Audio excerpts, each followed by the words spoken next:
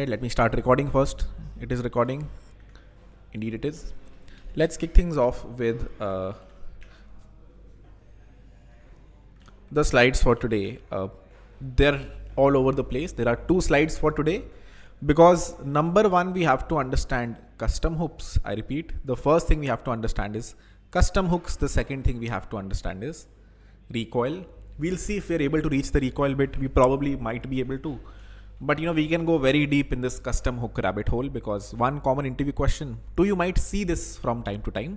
There are a lot of custom hooks that you can create. So we'll try to see how many of these we understand today. If we understand all of them, and then there are more in this library called use hooks, then it will take us the whole day. If that happens, we'll defer recoil for later. If we're able to do this in, let's say, 45 minutes, then we'll do some recoil today as well. Let me give you the slides of both of them. These are the slides for custom hooks. Zoom, where is it? Where is it? Oh, there you go. Chat. These are the slides for custom hooks. The first thing we're doing today. The second thing we might be able to do today would be recoil. These are the slides for recoil.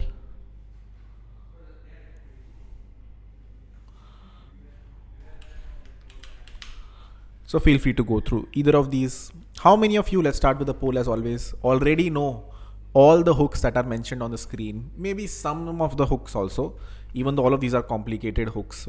So do you already understand this? Okay, majorly no. 80% no, 20% yes.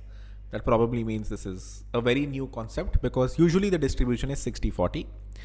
So let's get right into it. We're at 8:05 here. We're going to understand about custom hooks in React. What are hooks? If you remember, we understood about the use state hook. We used it to maintain the state. We understood about the use effect hook. Today, we are learning something called custom hooks. What did use state let you do? It let you store a state variable, re-render a component when the variable changes. That is what use state lets you do. What did use effect let you do? Use effect let you run an effect whenever a dependency changes. If you don't understand either one of these, you should go back to the previous classes where we have discussed use state and use effect. Today, we are learning about custom hooks. The name itself is giving it away. We are going to write our own hooks. We are going to write lock screen. Wrong screen. You're sharing the OBS. I'm sharing the OBS. Oh, thank you. Appreciate it. Benefit of being in office, I must say. You guys might be seeing something parallel though. All right. Sorry about that. Oh, I usually have very shady stuff open here. So good for me. There we go. I think this one's right. Today, we're learning about custom hooks and the name itself is giving it away. Writing your own hooks. That is what a custom hook is and very popularly asked during interviews. How do you write your own custom hook? It is nothing but a function. You write a function. The only condition is it should start with use. What makes any function a hook? Number one, it should start with use. So whatever we are creating today, let's say use debounce, needs to start with use in the beginning. And secondly, whenever you create a custom hook like we are today, it should ideally use another hook under the hood. It should use another hook inside, something like const value comma set value equal to use state 1. Something like this. And then let's say it returns the value over here. This, I should probably call this use value. This is a custom hook that I have written. It is a function that I have written. It starts with use over here. It uses another hook called the use state hook inside. You can never create a function, a normal function. For example, let's say get value. which uses a hook. There is no point of a normal native function using a hook under the hood. This thing that you see over here is not valid syntax, good syntax, ever used, ever created, ever you should write. Never should you write a native function that uses a hook under the hood. If you are using a hook, you are either creating your own custom hook,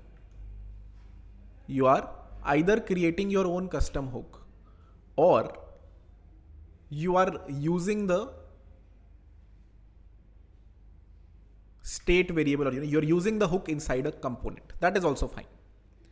If I have a function called counter component, here I can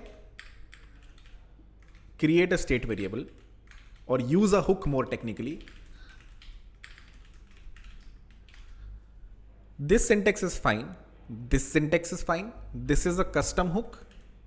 This is a component. Let's say it returns, a div or something.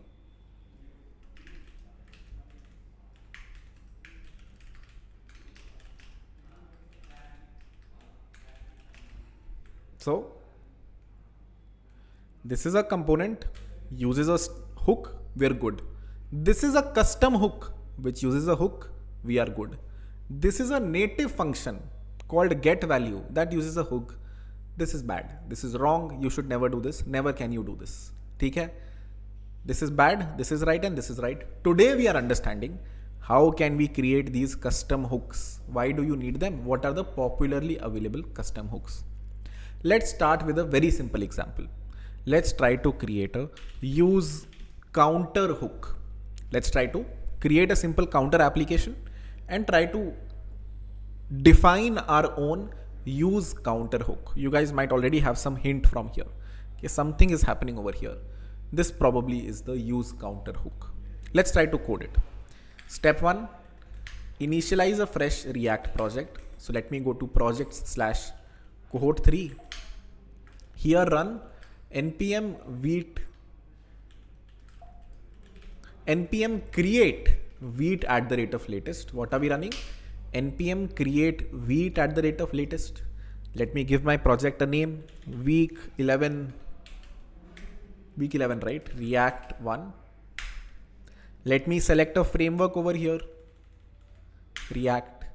Let me select a language, JavaScript. We are good to go. So cd week 11 React 1. Let me open this in Visual Studio Code. Just initializing a React project, hoping it's fairly simple. You've done it many times now. File, open.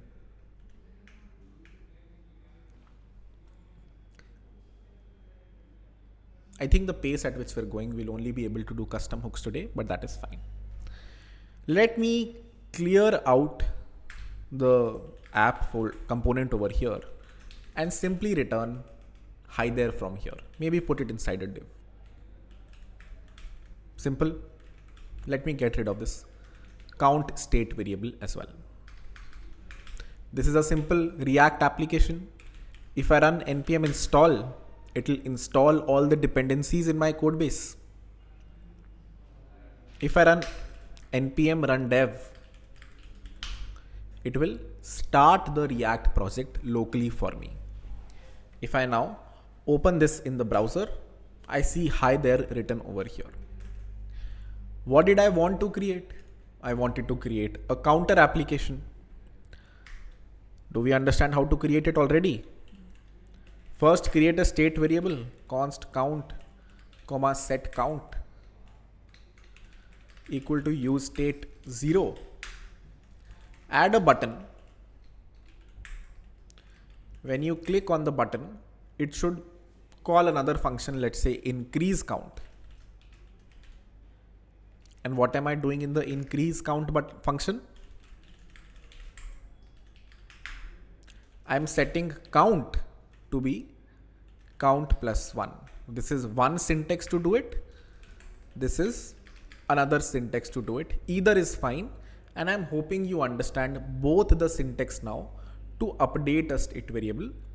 In our case, It increases the value of this state variable. To recap, defining the state variable over here, defining a function that will increase the value of that state variable by 1. Let me comment this difficult implementation. Let's just look at the easy implementation.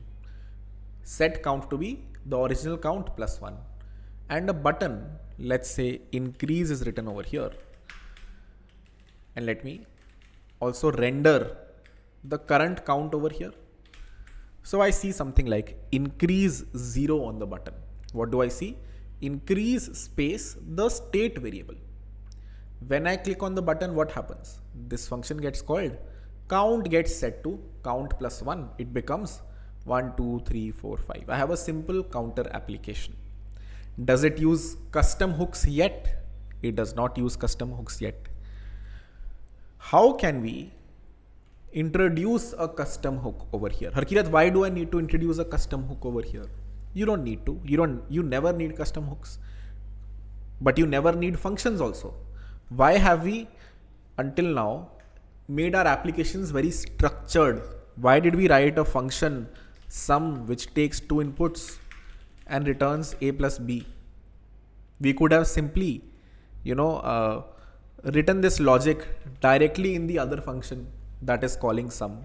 Why do we encapsulate our application so well? It's just good, right? If you have encapsulations, you can recall that logic again and again.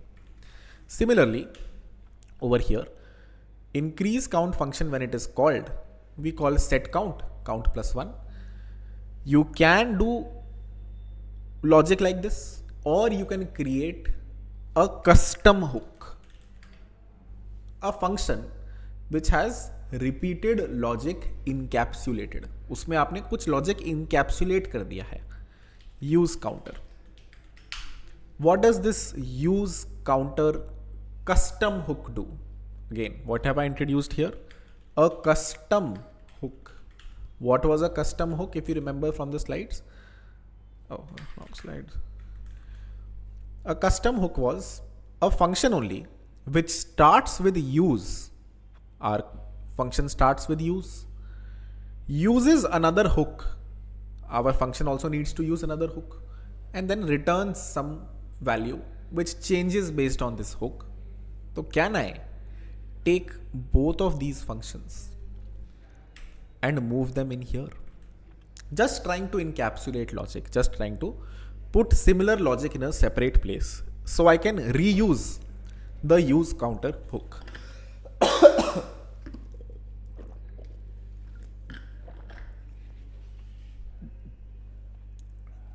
Our hook uses another hook. That was one of the sort of properties of a custom hook. Our hook starts with use. What should our hook return?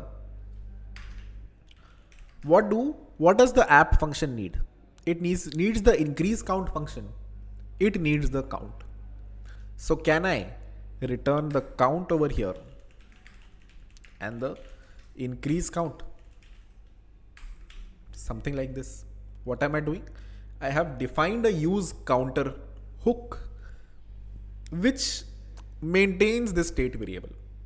This is a state hook, mota mota. It is a hook that maintains the state for you. It is a very simple custom hook so that you don't have to do it directly in the component. अब component देखना कितना साफ हो जाएगा.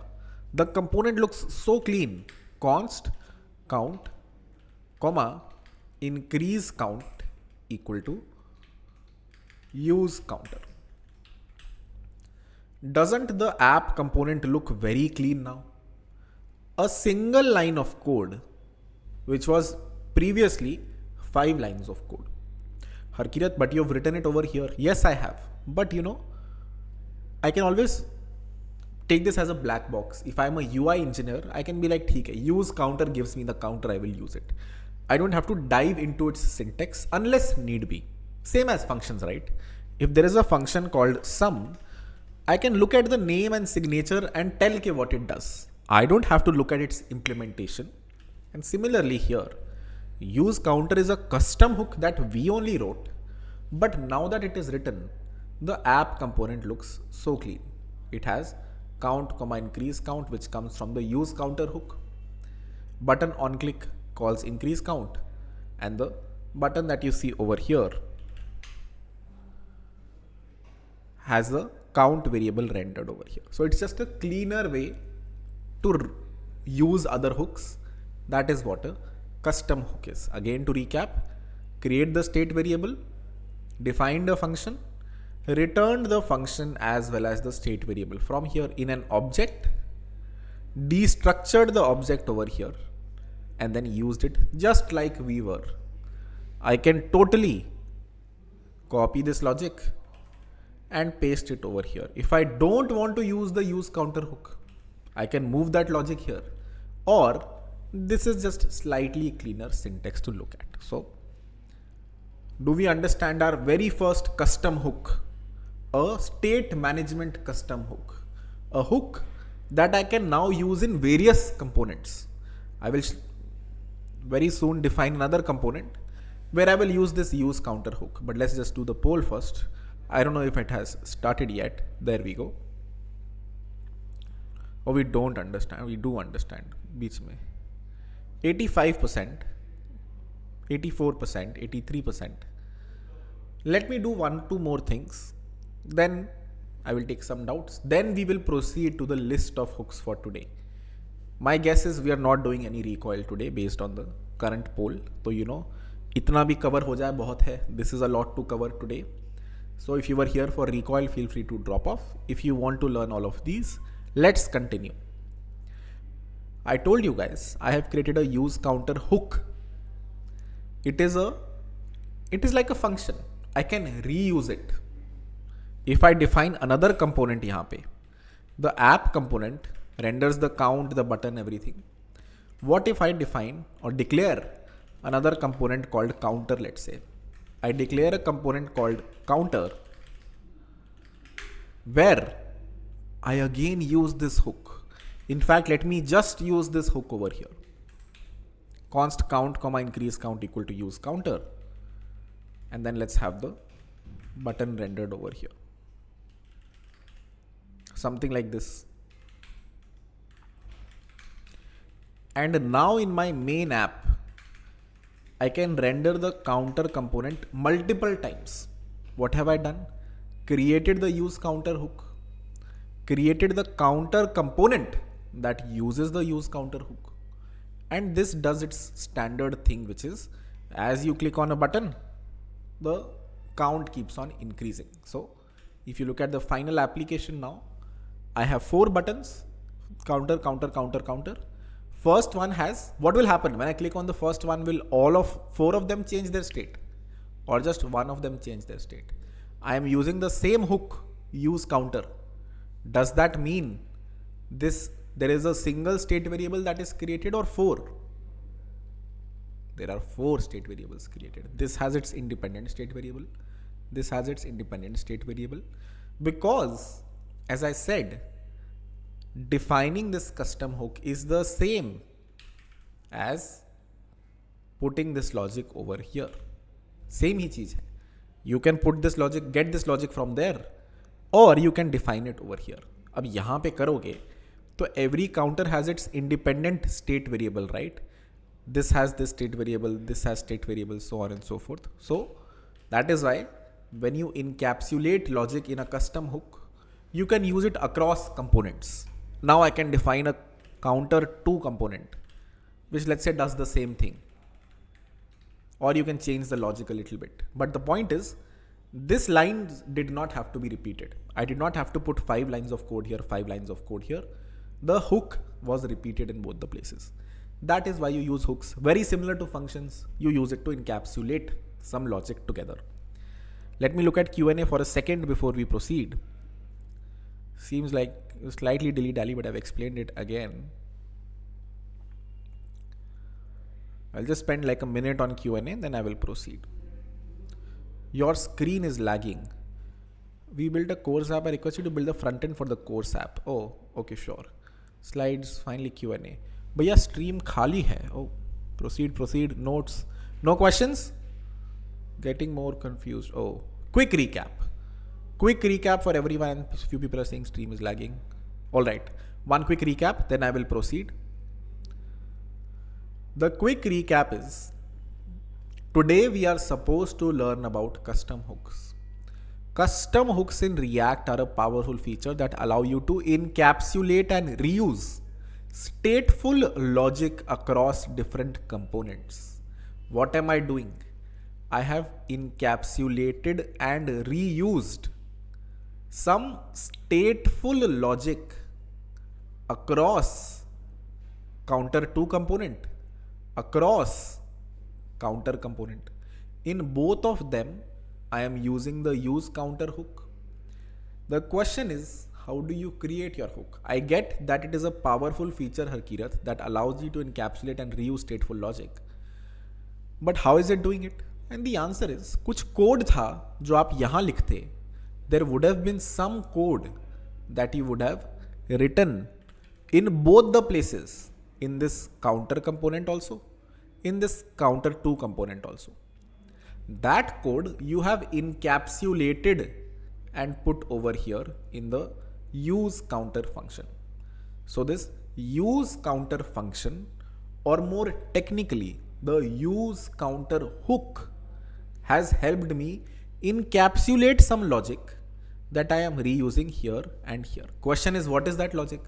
And the answer is just a state variable and an increase count function. These are the two functions that this exports, the current count and a function that I can then reuse over here and here.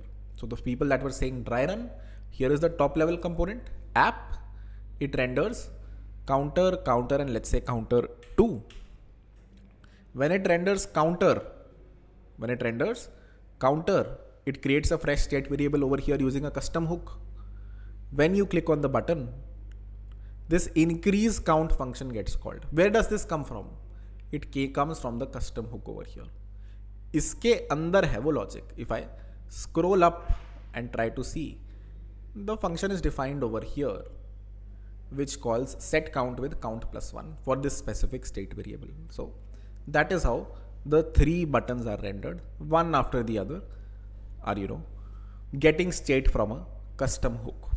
If you did not understand this, let's try another one. That is all we are going to do today. Write a bunch of custom hooks. So let's try to create a hook called use fetch. Yesterday in the Web3 class, I took you through a library called TanStack Query. Some of you might have heard of another library called React SWR. This use fetch hook is again common interview question and also something done in these libraries. ये जो libraries है, libraries like TanStack Query, what we discussed yesterday in the Web3 class, use or create something similar to this. तो अगर ये नहीं समझ आया, that is fine. Let's clear our screen and create a more functional, a more usable hook called use fetch. When you are in an interview, they will not give you any more context. They will say, create the use fetch hook, and sort of you have to figure out /no कि ये करेगा क्या. What would the use fetch hook do? Let's think. अभी तक, how do we fetch state from a backend? I have emptied my code on the left. If you look at the code on the left, here only hi there appears. Let's try to build the use fetch hook. How do we do fetch until now? Let's say I ask you to fetch this specific post over here. JSON placeholder.typecode.com/posts/1. I ask you to send a backend request to get back JSON from here. This JSON, and then maybe render it on the screen. How would you do it? You might say, Harkirat, this though I know. We will create a state variable, let's say data, set data equal to, or let's say post, const post, set post equal to use state. Initially, let's say an empty object. It is an empty object initially. Then you might say, Harkirat, when the app component mounts, when this component gets mounted on the screen, which means when this use effect would get called with an empty dependency array. अब ये अगर नहीं आता है, if you don't understand this part, then you need to go back a few videos and understand how use effect works. But if you ever want to hit a backend from a component like this app component, you have to put that fetch call over here. You have to put that fetch call to get the data from the backend over here.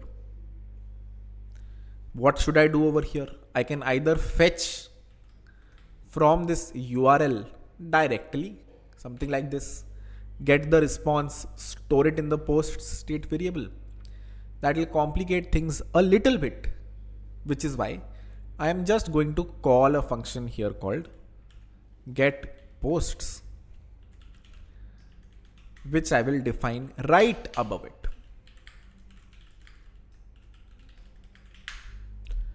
The reason I did not write the fetch logic over here and moved it to a get posts function right above it is because you can't make this function async in React. In React, you can't make the use effects first argument async. And since I wanted to write async logic, async await syntax, if you remember, I moved the logic to a separate file, a function, which is an async function. यहाँ पे I can write the standard code to get some data from the backend. Const response equal to await fetch, let's say this URL. Oh, oopsie daisy. Something like this. Then const JSON equal to await response dot JSON.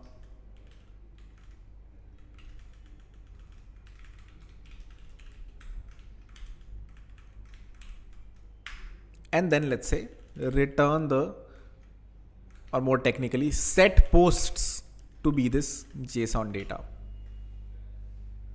Is this clear? It might not be clear to a few people, so I will restart from the top. I defined an app component, defined a state variable over here, created an async function called get posts, which hits the backend, gets the data, converts it into JSON, and calls set posts, this function right here, to update this state variable. This state variable will now hold what? It will hold this object right here.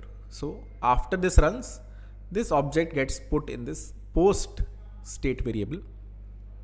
Where am I calling this function? I am calling this function inside a use effect, because हमें पता है कि if there is a component that renders, the first time it renders, the first time it mounts, then whatever you have put inside this use effect's first argument gets called if the dependency array is empty. अगर ये empty होता है dependency array, तो जो भी logic यहाँ लिखा है, whatever logic is written here, gets called when this app component mounts. That is exactly what we want, which is why this code will get the post in this state variable, and then you can render whatever you want, let's say post.title.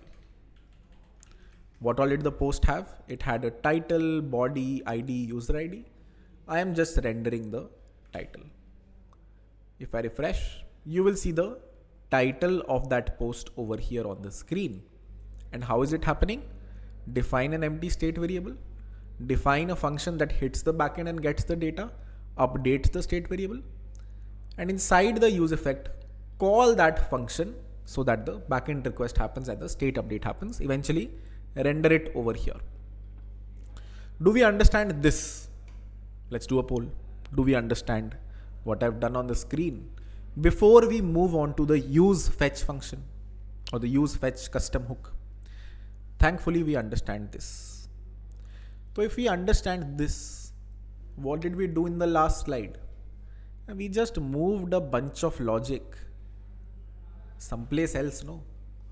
All of this logic, what do I need? I just need the title of the post. और कुछ मुझे नहीं चाहिए.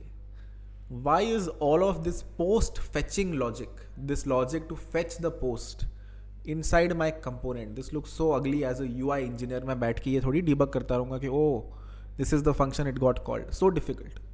What if I create a custom hook which you can do in a separate file also? You don't necessarily have to do it in the same file. Let's try it in a different file. Let's create a folder called hooks, and inside the hooks folder I am going to introduce our use fetch hook. What have I done? Hooks folder use fetch.js, and here I am going to export function use fetch, where I'll just copy over all the code, right? There was a bunch of code over here. I want to move that to a function. Only that function is called a hook. And of course, that function re-renders a few other technical details. But mota it's just moving all of this logic into a separate function. So let me copy all this logic, move it to the use fetch function. And what should I return from here? I just need to return the title ideally. But chalo, let me return the complete post from here. If I wanted, I could simply return the title, and I could have renamed this to use post, let's say, something like this, or use post title more technically.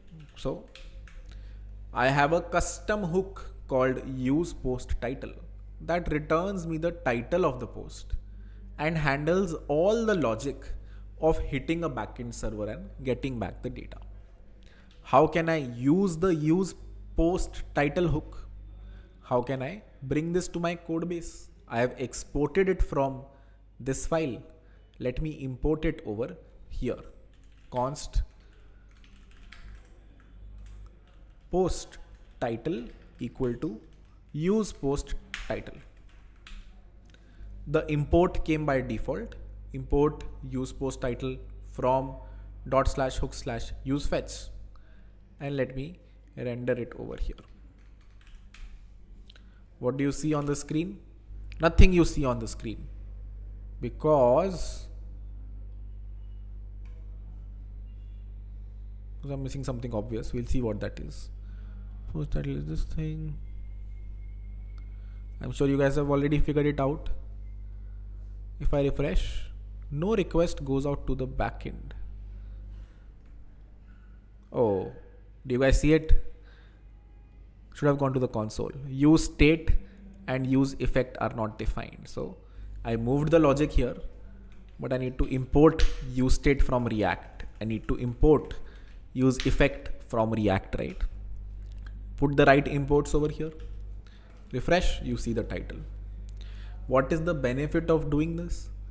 Okay, the code is present in a separate file called use fetch. Harkirat, why is it called use fetch? We'll come to very soon. But it's in a separate file which exports this specific hook. You use that hook over here. You might ask, Harkirat, why not make it a function? Why can't I write get post title? Why are you calling it a hook? Because you can't create functions that use hooks under the hood. If you are using a hook, you are yourself a hook, and every hook starts with use. So use post title is what comes over here, and that is what you have to use over here as well. And then of course you render the post title here. How many of us understand the use post title hook? If we understand this, then we will look at the use fetch hook. Do we understand the use post title hook?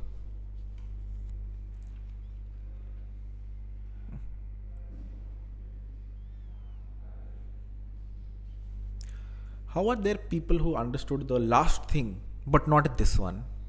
अगर आपको ये समझ आ गया था, if you understood this 90% understood, then now that I've copied this logic to a separate file, that's the only thing I did.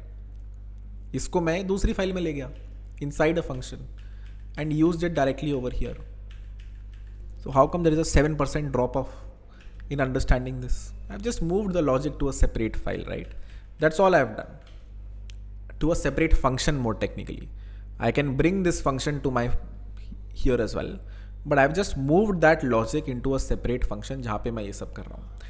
Now ये normal function नहीं है बस. The only thing about this is not a normal function. This is a custom hook. That is the only difference. Everything else, think of this like any other function you have created until now. Look at Q&A for just 2 minutes, like a minute. Then I will proceed. Why JS file? Oh, when you're creating hooks, you can create JS. You can also create a JSX file. Either will work, if that was your question. Is it necessary to use in-house hooks or maintain custom? Is it good practice? It is good practice. Also, in-house hooks, maybe do it, maybe don't do it. It's fine. But the problem, the thing is, we are building up to something. These are important hooks to know of. These are just kiddie hooks we are creating for now. Recording देख लेंगे वो लोग. चलो ठीक है. Let's proceed then. Let's create the actual use fetch hook that I was talking about. अब हमें क्या करना है? The thing that we are creating, इसको hide कर देते हैं थोड़ी देर के लिए. The custom hook that we have to create now is called use fetch. And for the first time until now, it will also accept an argument. Very important. We are now creating a use fetch hook. I don't want to use profile title. I don't want to use user details. Use fetch, a generic function जिसमें आप URL भेज दो, send it a URL, it will send a backend request, get back the response, return that data. What is the use fetch hook supposed to do? The use fetch hook will take a URL as an input. Let's say this JSON placeholder URL. It will take this URL as an input. That is what the input over here is. And it will return a state variable that, let's say, gives you the details of that. It gives you whatever that backend returned. It is generic. It doesn't give you post. It gives you some data. Now for this endpoint, it is a post. For a different endpoint, it might be something else. But it is a generic. What do I mean when I say generic? कि ये कुछ भी दे सकता है आपको. It can give you anything based on the URL you are passing. अब if you pass it this URL, it will give you this JSON. If you pass it something else, it will give you something else. So let's see this in action. The use fetch hook is taking a URL as an input. What do I have to do? I have to create a state variable, const, let's say final data, comma set final data equal to use state, let's say an empty object. And I want whenever this hook renders for the first time, that is what this use effect does. I want to get details. Let's say I want to call a function called get details. What is this function going to do? Number one, I am going to define this as an async function. I am going to define this as an asynchronous function जहाँ पे I will send a fetch request to the URL. I will send a fetch request to this URL. जो user ने मुझे input दिया है, the user gave me a URL as input. I need to fetch that data from that backend, right? So where am I fetching the data from? From the URL that the user gave me. Harkirat, what if the user gave you a URL that looks like this? Then it is the user's fault, right? उसको सही देना चाहिए था. They should put in a good URL over here. So const response equal to await fetch and then return response or whatever. Sorry, const JSON equal to await response dot JSON return JSON. Something like this. Simple enough. Same ही चीज़ है वैसे, इसमें और इसमें कोई फर्क नहीं है. There is no difference between them.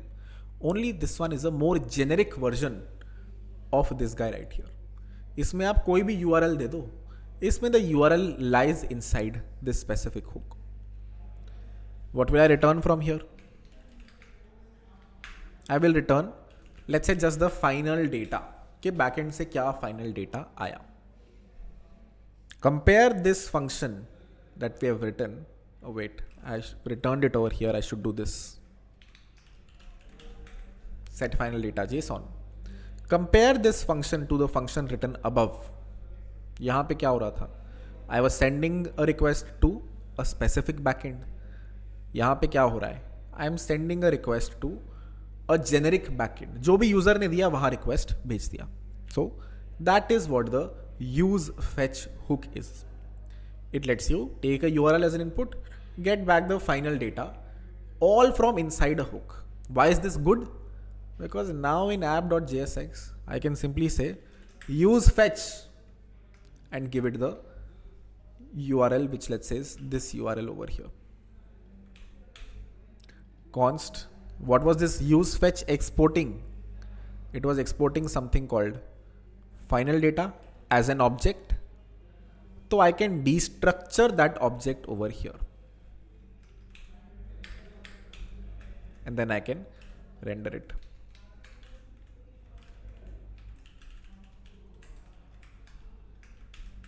I just rendered the object as such. You can do final data.post whatever, but I've just, in 2 lines of code, I was able to do something that would take me a lot of lines of code. And I created a generic fetch component. अब if I want it for post 2, all I have to do is this. There is still a bug here. But this is almost very close to what we want, which is a very nice use fetch hook that returns you the data as a variable here, and you can just render it. These are things that libraries like React, SWR, or TanStack Query provide you. A lot of companies use them. We also discussed this yesterday. A lot of other libraries also use them. It makes your code very easy. You can either use these libraries or you can define your own functions. Depends on you. यहाँ पे we have written all the code ourselves. Or we could just use the SWR library and there it would give us a hook like this. Okay, use SWR. Give me the URL. I will return you the data. So you can write it yourself. You can depend on an external library also. Let's see, does this work? It does work. I get all the JSON from here and it gets dumped on the screen over here. Let me refresh. Notice I get back the data. Initially it is an empty object if you notice. Initially it is an empty object. Eventually the full object renders. Why is it initially an empty object? Because use fetch में I initialize it to be an empty object. थोड़ी देर में details come back, and when the details come back, I finally return them from here. That is why you see a flash of an empty object over here. We will fix that very soon. Do we understand this? There are few things to fix here, but do we understand the use fetch hook? Let's do a poll, Akash. I can get rid of the other one. ये सबको समझ आ गया. अब इसमें गलती क्या है ये कौन बताएगा? What is wrong in this approach? Who will tell? Why is this approach not complete right now? Let's look at Q&A if someone has figured it out. A few people said create gist.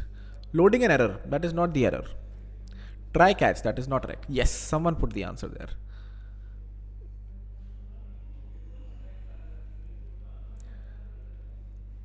It's basically, it will not work in this case. Let's say I do this. In my app component, I say यार ये जो final data है ना, let it come from a dynamic backend. Let me do this. Const current post set current post equal to use state 1. Okay, the user is right now on the first post. Let me put a few buttons over here. Button post number 1. Button post number 2. Button post number 3. On click equal to. If you don't understand this syntax that I've written right now, don't be overwhelmed. It basically means when the user clicks on the first button, this variable becomes 1. When the user clicks on the second button, this variable becomes 2.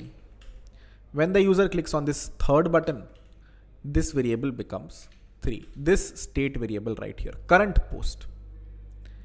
And now I am saying कि यार ये जो data आ रहा है ना, I want it for this base URL / the post ID.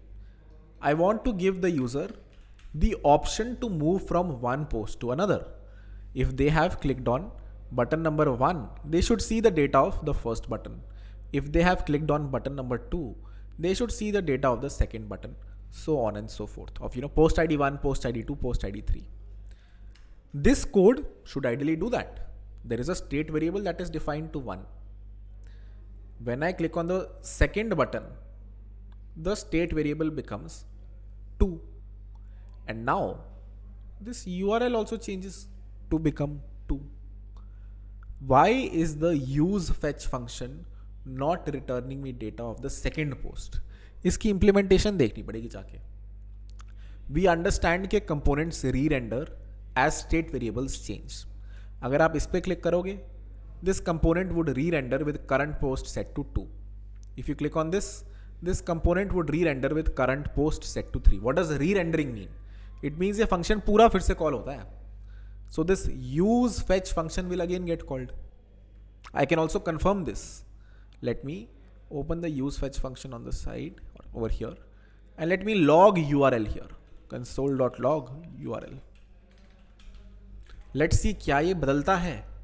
Does this get called every time I change the current post variable? When I click on 2, 3, oh, nothing happens. What am I doing?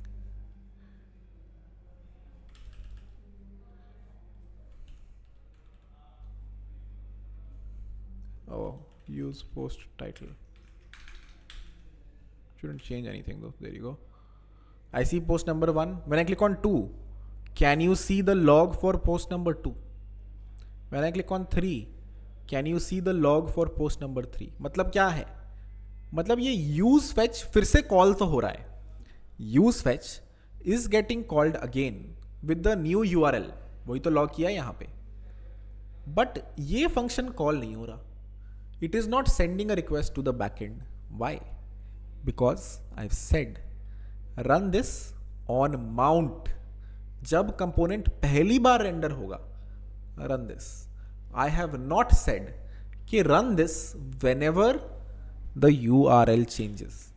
This is where the dependency array comes into the picture. I have not said कि यार जब URL बदल गया ना, component तो same ही है. It is still the app component. It has just re-rendered. इसमें बस ये वेरिएबल चेंज हो गया. तो यूज फेच के अंदर भी ये वेरिएबल चेंज हो गया. This variable changed. And we said कि अगर यूआरएल बदला है then refetch data from the backend. Before we were saying कि when the first time this mounts then run this. Now we are saying any time the URL changes then run this. And that will ensure कि हर बार as I click on a new tab, a new data, it hits the backend, gets back the data, updates the state variable, that state variable renders over here. So if I click on 2, new post came, click on 3, third post came, click on 1, first post came. Now it works. Now this is the correct implementation of the use fetch hook. What have I changed? Just added URL as a dependency over here. Why did I have to add it? Because it is not necessary कि जो भी component इसको use कर रहा है, I repeat, it is not necessary whoever is using this component, they might change this URL from time to time without unmounting this. This component might re-render and then pass in a updated value over here. अब ये updated value आई है तो you need to do things again. You need to call the get details function again. You might say किरत तो ऐसे ही कर दो यार, इतना कॉम्प्लिकेट क्यों करना है? Call it always. You can't do that. If you call it always, तो यहाँ control आएगा, it will update the state, it will re-render the component, then control will reach here again, then it will update the state, it will re-render the component. You will be stuck in an infinite loop. So you have to say कि अगर URL बदला है, then run this logic. Do we understand the right implementation of the use fetch hook? If we do, इसके बाद it's hopefully a simpler path from here. Let's do a quick poll.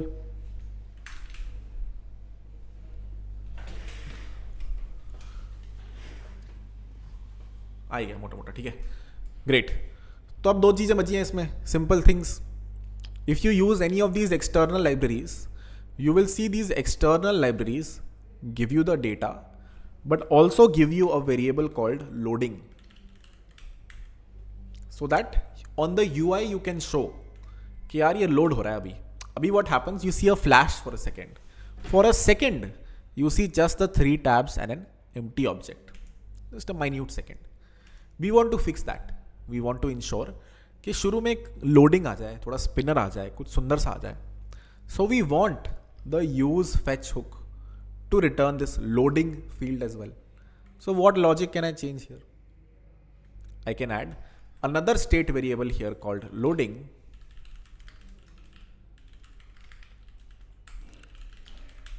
and I can say request जाने से पहले, before the request is being sent, or even initially, loading is set to true. Set loading to be true. And after the response is fetched back, after everything comes back, set it in the state variable, set loading to false. This is what we want. And यहाँ पे I will return not just final date, but also the loading state variable. What did I do? Introduce the new state variable, said that it is true initially. Whenever this function gets called, it is reset to be true. Then we do the backend calls. Then we set it to false. Why is that good? That is good because अब जब request जा रही है, when the request is going out, this variable is set to true. After you get the response, this variable is set to false. So during that 0.1 millisecond window, you have this state variable that you can use over here. ये loading variable. कि यार if loading, अगर data अभी आ रहा है, then maybe return something like a spinner or something like this. Loading ... Cool. Let's see it in action. If I refresh, I see loading first. Again, it comes for many minute seconds, so you don't see it. But now I see loading. When I move from one post to another, I see loading for some time. Then I see the next post. Third post, loading for some time. Then I see the next post. Slightly better UX, right? If I did not have the loading field, then clicking on this button के बाद भी 3 second बाद data would come. Or initially you would see a very bad flash. Now you see loading, बढ़िया एकदम. Then you see this. So this is another way to make your use fetch function better. There are 10 different things you can do here. Another thing you can do, let me just give you, that's the next hook in the slides as well. The next hook in the slides is use fetch with refetching. Use fetch with refetching. कि यार what if the data in the backend changes? क्या पता post 1 update हो गई हो. Maybe this is a real time application. I am updating this post app from my, whoopsie daisy. I was not on screen for a really long time. I think from the beginning of the class. In myself. All right. What I was saying was, what if I updated this post from my mobile device? If I do that, that change needs to come here as well. So what if I keep polling the backend every 10 seconds? Every 10 seconds, I resend the backend request and get back the current data. Can I do this in my generic use fetch function? क्या मैं logic लिख सकता हूँ यहाँ पे ऐसा कुछ कि यार when the component mounts, start a clock, set interval. Now this is a little confusing, I totally get it. What I'm saying is start a clock that calls the get details function every 10 seconds. There is one more thing I have to do here. I will leave it as an exercise, that is clean up. I need to clean up this interval as well. If you don't understand it, you should go back to the videos. But this one line of code will ensure that every 10 seconds we are refetching the data from the backend. Why is that good? Because अगर backend में कुछ change हुआ, I will see it in real time on the front end. I don't have to refresh the page. Now, if you open the network tab, you will see I sent a request here, but after 10 more seconds, I will send another request to the backend and just ensure कि कुछ change तो नहीं हुआ भाई. There was also a flash over here. We should fix that. कि loading, if it is loading later, we don't show the UI changing, but you get the idea. Every 10 seconds now, I'm refetching the data from the backend. You can make this more complicated. If you're in an interview, they'd ask you to do 10 different things after that. Okay, add an error state over here. Make the polling timeout, the retry timeout configurable. यहाँ से भेजने दो बंदे को 10 seconds. And use this argument that the user has sent. Okay, I want to hit this endpoint. I want to hit it every 10 seconds. Use this argument in the use fetch function. Timeout or whatever, retry time. Use it over here. Things like these. So, you can make it as complicated as you want. But let's just stop here for the use fetch hook. Oh boy. And let's proceed to the even more difficult hook for today. ये तो कुछ भी नहीं था वैसे. Use prev hook. घोड़े खुल जाएंगे. This one is really hard. And it is hard for 10 reasons. Biggest reason being this is wrong. And we figured this out 30 minutes before the class. When I was like, something feels wrong. And then Sargam was like, you are not wrong. And then he Googled this. And someone has explained this as well. So let's do a small break of 3 minutes.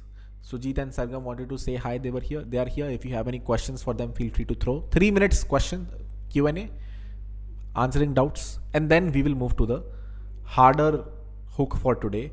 The use prev hook, which is, it's hard to understand. It's also wrong. It doesn't do what it says it does. Or, it does something else than what most people assume it does. And then we look at its right implementation in this very nice blog post that we found 30 minutes before the class. All right. Sargam and Sujit, if you're here, feel free to come. If not, I'll just look at chat myself. Do you have any questions for me until then? 3-minute break. We will restart at 9:04. आ जाओ भाई. All right. Face reveal. Sujit, what's the name of your keyboard? What's the name of your keyboard? People are asking. Hi everyone. What's the name of my keyboard? It's Royal Clutch M65. Royal Clutch M65. Or maybe M75. I might be wrong. Okay, got it. Nice. Any more questions? Sargam, some question came. Oh. Just moving too fast.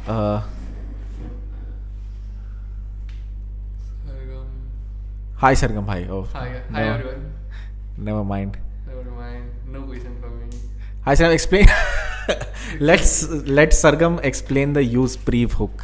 Yeah. All right. Oh, who are they? They're students from 100x Devs cohort 2 mostly. All right. Cool. I don't mind actually. Do you want? Do you want to try? Yeah, definitely. Okay. I'm always down for this. Cool. Let's do this.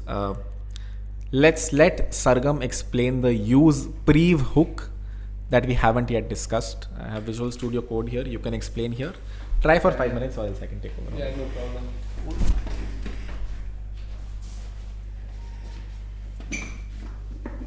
Hi everyone. I'm today taking the role of Kirat as an intern, so don't mind me. So let's go on. If you have any question, then feel free to ask them in the chat, and we'll go from there. So now I'll try to explain use previous hook. So use previous hook is a hook in React that is used to get the prior value. You might be wondering where this is used, but there are a couple of cases I can't get them on top of my head, but this is quite commonly used in React. So I'll try to do one implementation of this. Let's go to sidebar. Oh my god, here it is. Let's create a new hook. Right click, new file, use -prev.js. Okay, we are doing it in JS. Shared See. CM like really changed your file name. Yeah. No. It's fine. Export const use brave equals to this thing, right? And what do we get? We get You should explain what it's supposed to do with the diagram first. Oh. Go to Accelerate Raw. Yeah. Explain what it's supposed to do. Damn, this is quite hard. Like, guys, it's not easy actually.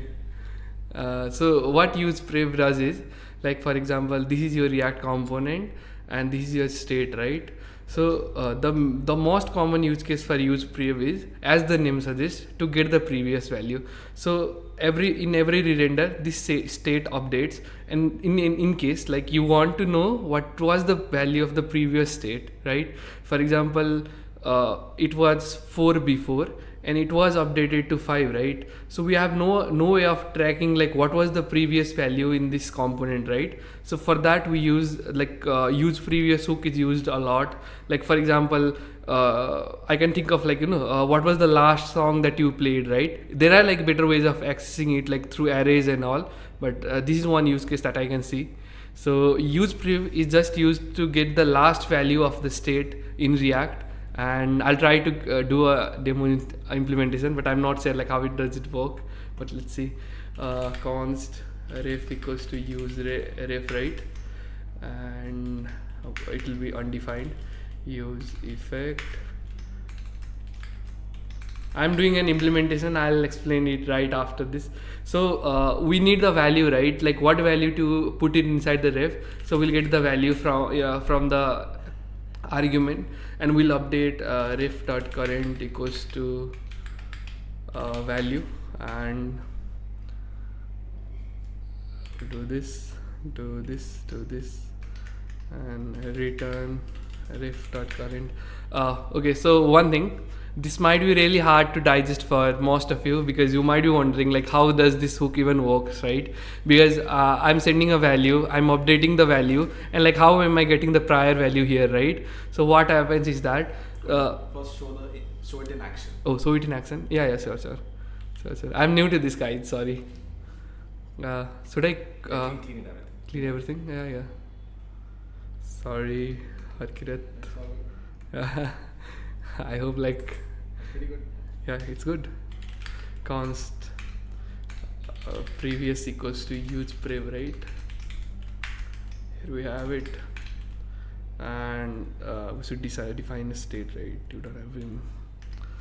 Const state, comma state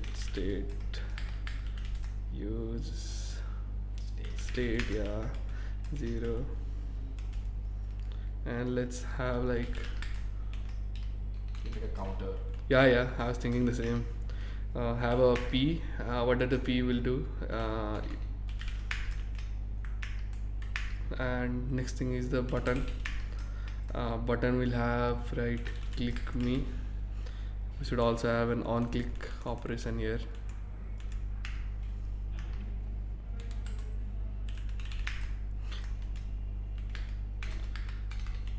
Run and callback. What should do? Set state current.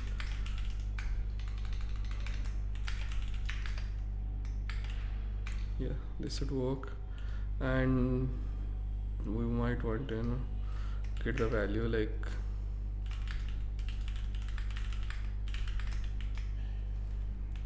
was brave, and we need to wrap it around let's say like this thing, React fragment.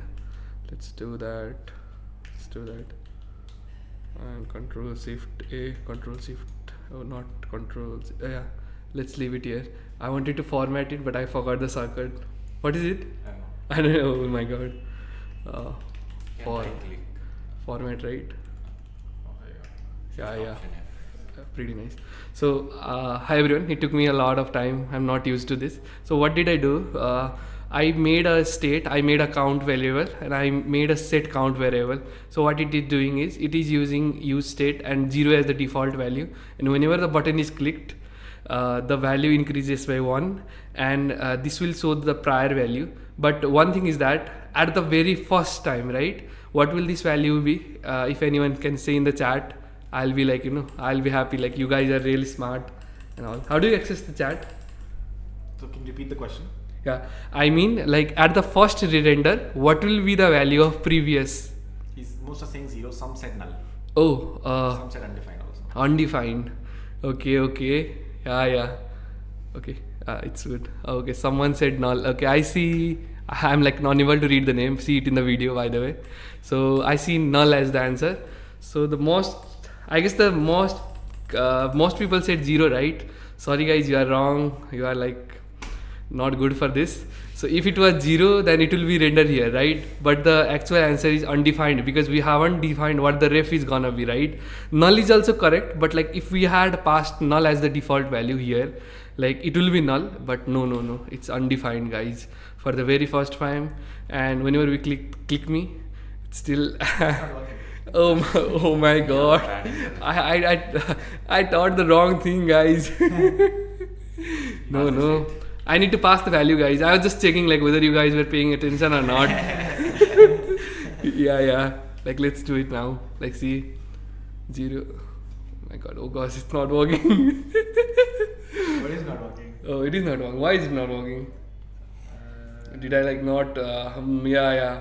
I see. Like we haven't updated the dependency, guys. I knew this. I was just checking you all.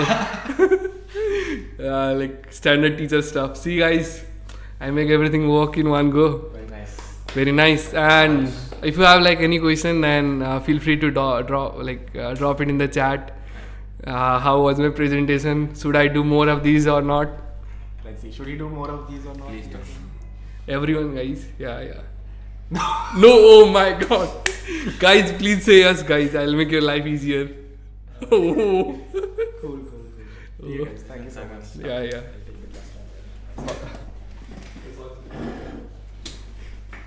Alright, that was me in cohort 1, struggling through classes and explaining them exactly like this. So you learn with time. Alright, let's understand the use prev hook one more time.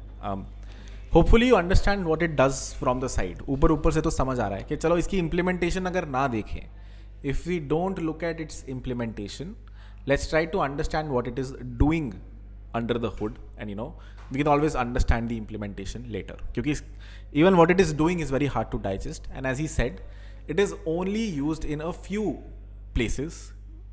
I also, very late in my journey, one day had to reach this specific use case, and then I googled and copy pasted. Eventually functional components came, hooks came, and this is the right way to do it now. What is it supposed to do? It is supposed to show you the previous value of a state variable. If this is a state variable that is initialized to 0, then its previous value was nothing. If I click on this, what would happen?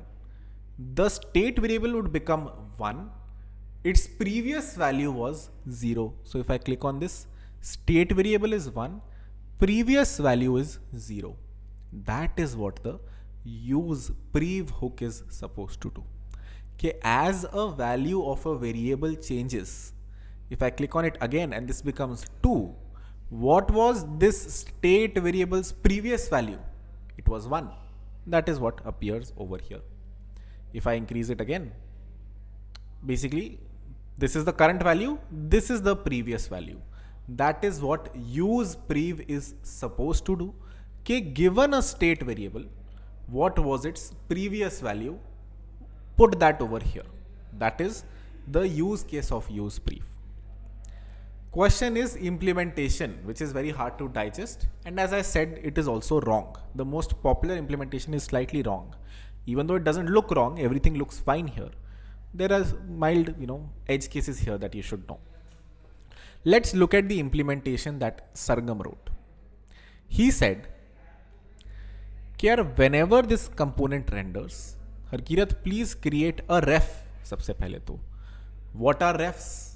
We discussed in the last class only, I think, last to last class.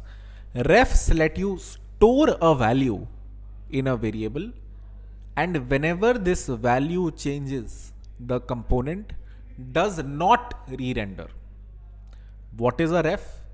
When you use the useRef hook, this ref can be used to store a value, and इस value को जब आप update करते हो, कितनी भी बार update कर लो, update it as many times as you want, it will not re-render the component.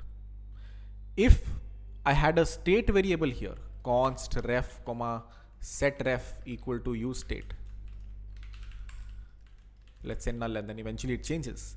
Whenever ref changes over here, whenever you call this component, this hook will re-render because it uses this value. But the use ref hook, whatever it returns, इसकी value में जो डालना है डालो, put whatever you want, it will not re-render any component. So I initialize a ref. I return the current value of the ref from here. Ignore this code from now. I initialize a ref. I return its current value to whoever was calling me. Who was calling me? This specific line of code. This specific line of code gave me the current state, and it is supposed to return me the previous state. This hook is somehow supposed to remember कि पहले ये क्या था, what was it before it changed to something else. So what do we do in the use prev hook? इसमें हम कहते हैं कि यार whenever the value changes, whenever the input changes, set that input on this ref variable. अगर ये 1 से 2 हो गया, if this the state changes from 1 to let's say 2, let's say this state variable changes from 1 to 2, I have a use effect जिसमें this effect will trigger because the value changed from 1 to 2. That will cause this ref.current to update. Will this trigger a re-render though? No. This will not re-render all the variables. This is a ref. This is not a state variable. So it will simply update the value to, let's say 2. And then we return ref.current from here. So do we return 2 from here? What was the input to this before? It was 1, let's say. And let's say I clicked on the click me button. So this input went from 1 to 2. The use prev hook में now the input is 2, but I am returning ref.current. पिछली बारी में क्या था? 1. I am returning it first, and उसके बाद ये use effect call होता है. To understand this hook very well, you need to know a property of React कि it returns first, effect gets called later. जब भी ये कॉल होगा with some new value, whenever this will be called with some new value, the ref will be holding the old value and that will get returned first. वो पहले return हो जाएगी and then the use effect will run to update it to the new value. Let's see it in action. सबसे पहले this will get called with what? It will get called with 0. When this gets called with 0, what was ref? Ref will just get initialized. It will return undefined from here because it is just been initialized. If I put 1 over here, then it would have returned 1, but I have initialized it to undefined, so it returns undefined. Then the effect would run and put 0 as the value over here. So even though यहाँ पे 0 आ गई है, 0 return नहीं हुई. What first this line of code ran, then this line of code ran, then this line of code ran, and ref.current became 0. So what got returned? Undefined got returned from here. The key thing to know is कि इसके बाद जब this update happened, it did not re-render everything so that whatever ref.current changes, it did not re-render anything. Refs don't re-render when they change, which is why now a 0 will be stored over here. And now when I click on the click me button, this state variable changes to 1. It passes 1 as an input over here. Now 1 will come as the value. First, this line of code will just be ignored. It's creating a ref. It only happens the first time. Then this will return. What is this? It is 0 right now. It will return 0 to the initial component. And then this use effect will update its value to 1. So that is how the use prev hook runs. Store तो ये current value ही कर रहा है, it is still storing the current value, but since this line of code runs afterwards and this line of code runs first, the old value gets returned back to this component right here. That is how the use prev component works, and this is what it looks like. If I refresh, 0 over here, 1 over here. This is the current value of the state variable, this is the older value of the state variable. पहले ये थी, अब ये है. Where is this used? Oh god, I'm trying to remember the use case where I came across this. This was when I was building very first website in React, in some class-based component. I totally forgot if I'm. It becomes handy in some use case where you have to remind or remember the old value. So for that, this is used. Very common interview question. You would answer it with this, even though this is wrong. This is indeed wrong. If you think use prev returns the previous value. It doesn't. It returns something else. We'll get to what that is. But do we understand use prev hook thoda thoda? What it does? How we have rendered it? How it works under the hood? Even though it's just 7 lines of code, it's very hard to digest. Purely because ये नहीं समझ आता. तो do we understand this? ये नहीं समझ आया, घोड़े खुल गए. कोई बात नहीं. 74% understand this. For the 74%, I would say you should go through this blog post, which explains why this is wrong. This specific blog post right here. Life and death of the use previous hook. Let me post it in chat. And for the 25%, let me try to answer a few questions before we proceed. Let me recap first. I'm assuming most of you need a recap. And then we will see. The other two are simpler. This though is very easy. This one is a little bit harder. I'll try to take you through this as well. This I will leave it as an assignment. There are more assignments over here. But yeah, let's go through use prev one more time. I didn't expect you guys to understand it the first time either. So let me go through it one more time. Let's start with the functional requirements. Ignore how it works. What is it supposed to do? वो भी इतना मुश्किल है समझना इस case में. What exactly is it supposed to do? It is supposed to track the previous value of a state variable. Here is a state variable. Its value is initialized to 0. If this value ever changes to 1, then this prev variable should become 0. If its value ever changes from 1 to 2, then its value should become 1. If its value changes from 2 to 3, then its value should become 2. If this value changes from 3 to 4, then its value should become 3. It should be right behind the state variable. कि इसकी पहले value क्या थी? What was the previous value of this state variable? That is what the use prev hook is supposed to do. Do we understand the requirement? अंदर से कैसे चलता है? We will see.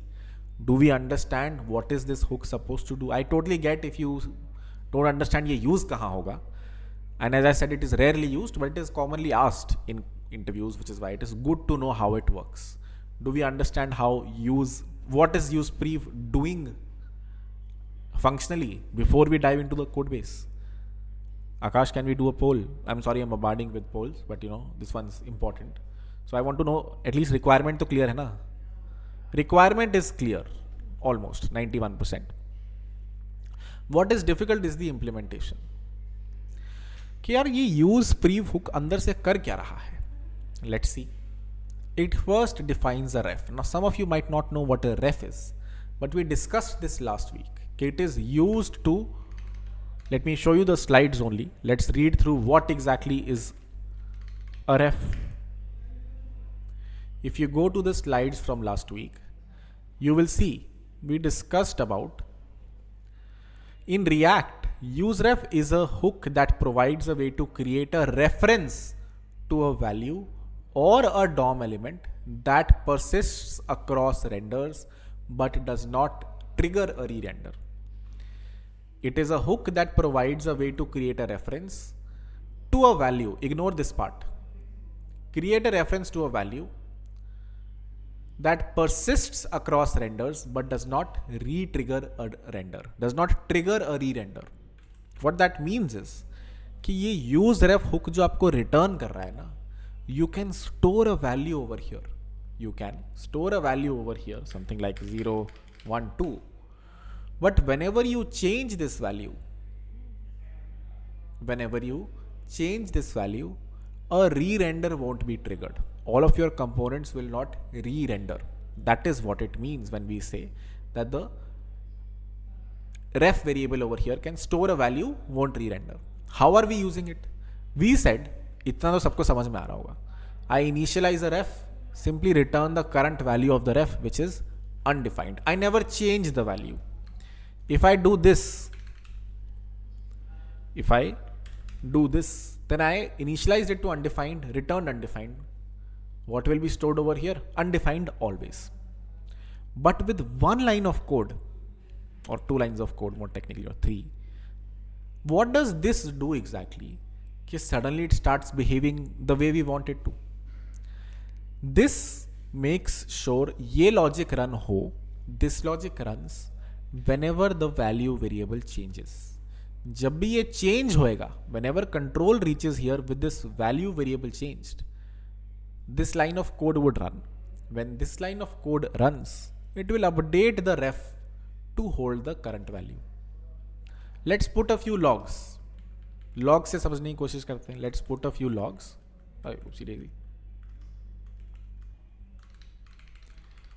Let me put a log here. Re-render happened with new value, whatever this current value is. Returned ref.current. Updated the ref to be value.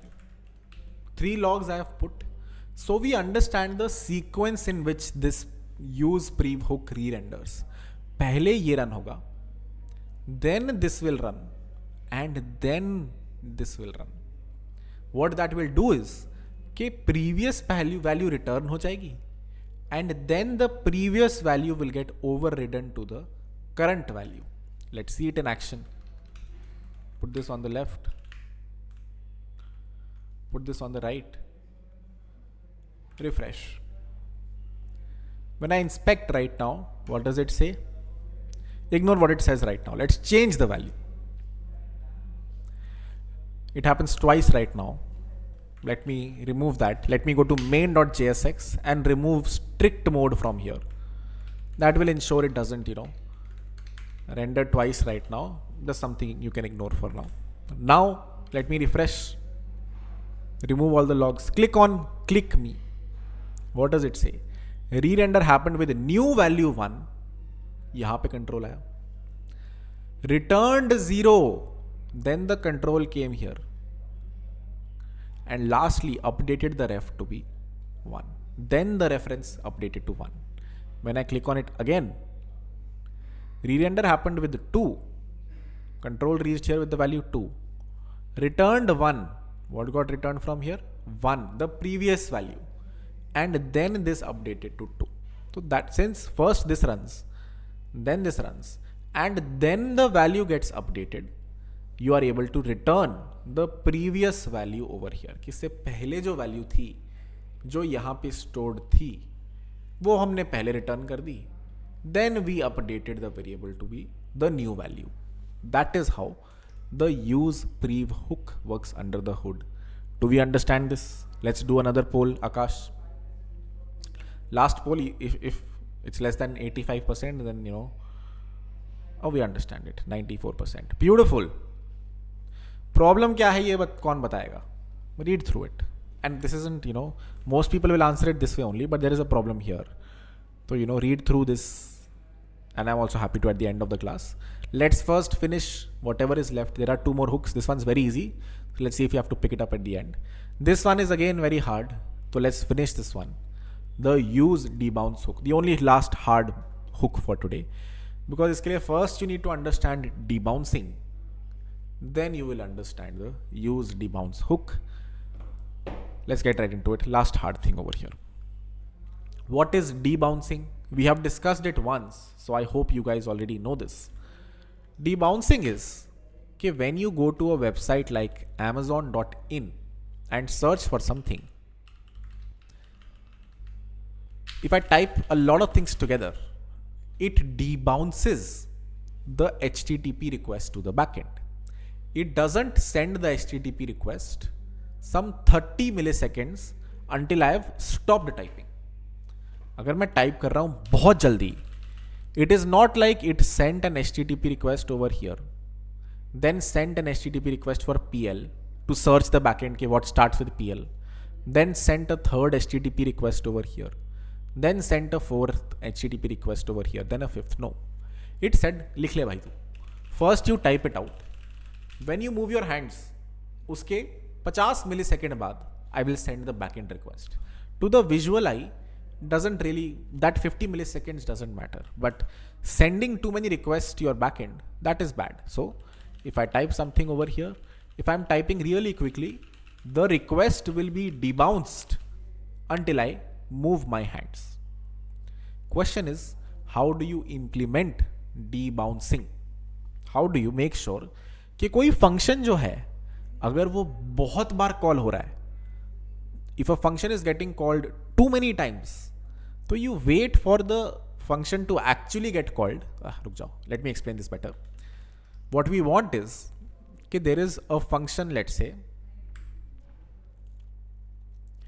there is a function called search backend.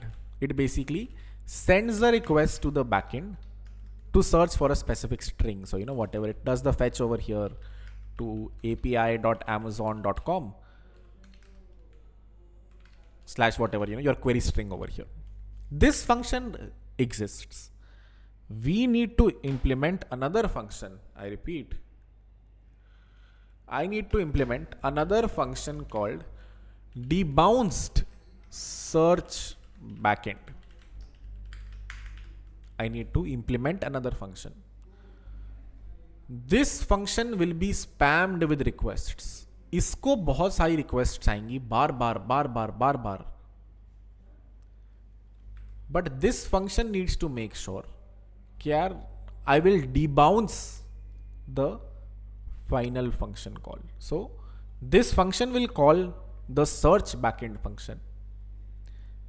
ये already exist करता है. This has the real functionality. We want to implement this debounced search backend such that जब भी वो input box change होगा, whenever the user is searching in the search bar, let's say this is the search bar over here, then whenever the user types something A, तो a request went out to, or a function call went to this function. Now it's responsibility of this function to debounce the main call, to make sure कि यार अगर ये बंदा बहुत तेजी से type कर रहा है, if this person is typed A over here, then let's say typed B over here, then again this function will get called. Then they typed C over here, then again the debounced search backend function will get called. And इसकी responsibility है कि I will eventually call this, but I will back it off a little. I will debounce the request a little. If the person is typing really fast, then I will wait कि they type the last time, and then I will wait for, let's say, 20 milliseconds after that, and then I will call the real function, because उससे पहले तो वो अपना he's just trying to figure out and type really quickly. So you will add some sort of an event like this. Whenever the input changes, input dot on change, let's say, you will immediately call the debounced search backend function. This is what your code logic would look like. This function gets immediately called. यहाँ पे हमें वो logic लिखना है that will debounce the request to the main function. This is the main function. This is the debounced function. Let's first write this. Then we will understand the use debounce hook next. पहले forget React, forget custom hooks. Given a expensive function over here, let's try to debounce the expensive function. Let's try to create a function that will call it call the expensive operation only some milliseconds after the last type. And if the user quickly typed something here, then it will again debounce the request. If during this 20 millisecond window, the user typed again, then we will wait for 20 more milliseconds. And then let's say the user typed again, then we will wait for 20 more milliseconds. If the user did not type for 20 more milliseconds, is when this function is going to call this function. Let's try to code this. No React, simple. Node.js, maybe we will code this. Eventually we will see how we convert this into a use debounce hook in React. Let me delete this. Create a simple Node.js project. Nothing too complicated. No React right now. There is a function called search backend. Console.log request sent to backend. Of course, in the real world, there would be a fetch request you would send over here to hit the backend. What we want to implement is debounced search backend. We want to implement debounced search backend, which will get spammed. Let me call this, 5 times or maybe 20 times, one after the other. 1, 2, 3, 4, 5, 6, 7. We want, क्या ठीक है, इन सब के लिए this guy will not call the search backend. For the last function call, it will call the search backend. Let's see, does that work? How can you write this logic over here? What do we want? We want कि यार जब भी मैं call हूँ, whenever I get called, I want to start a clock for, let's say, 30 milliseconds. I want to start a clock for 30 milliseconds. If during those 30 milliseconds, I get called again, then I will restart the clock for 30 milliseconds. So, क्या करना है हमने यहाँ? कि यार जब मैं call हूँ, I will not immediately call the main function. No. I will first start a clock for 30 seconds. Set timeout. 30 milliseconds, sorry. कि यार we do want to call search backend in 30 milliseconds. अभी नहीं, not immediately. I will start a clock. So what would this do?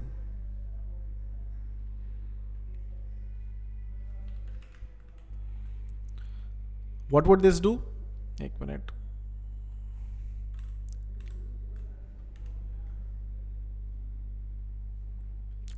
When debounced search backend gets called, it will call this and a clock would start. क्या after 30 milliseconds, we are supposed to call this function. But immediately after, in less than 1 second, while this clock is running, the function gets called again. Now I need to stop the old clock. कि भाई ठीक है, you are not needed anymore. A new clock needs to be started 30 milliseconds from now. ये बंदे ने फिर से कुछ टाइप कर दिया. तो stop the old clock, start a new clock. This new clock will now wait for 30 milliseconds. While this was waiting, it got called again. So this clock also needs to be stopped. And then another clock needs to start 30 milliseconds from now. तो यहाँ पे I need to create a new clock and cancel the old clock. I need to cancel the old clock, create a new clock. Cancel the old clock, create a new clock. This is how you create a new clock. And this returns you a variable. Let's say, let me create a global variable called let current clock, which is initialized to undefined initially.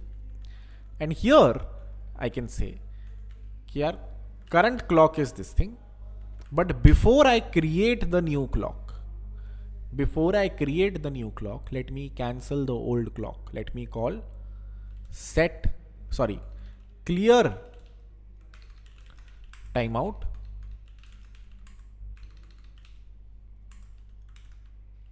current clock. This will stop the old clock and then start the new clock and put the new clock in this variable. Up the current clock is set to this clock right here. This gets called again. So then first control reaches here and this clock gets stopped. Then a new clock starts afterwards, the fourth clock. That is what gets stored over here. This keeps on happening until the last render जहाँ पे जो clock run हो रही है, they keep on getting cancelled. They keep on getting cancelled until the last clock, where 30 milliseconds tak nothing happens, and then search backend gets called. So the way to do debouncing is start a clock and clear the old clock. The last running clock will call your function in a debounced fashion. That is exactly what we wanted. Let's see, does that work? When I run this, does the expensive operation run 7 times or does it run only once? It only runs once. It doesn't run 7 times. We can convert this into a UI also, very similar to whatever Amazon, and try to type it, but long story short, it will do the same thing. So do we understand implementing this given an expensive operation? If we do, the hook is fairly simple to build. Do we understand debounced search backend function? Let's do a poll.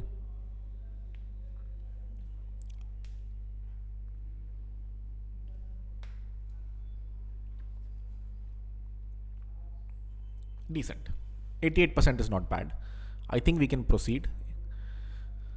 So given this, can you implement the use debounce hook? क्या करेगा ये? Given a function, send data to backend, that whatever does fetch api.amazon.com/search/whatever.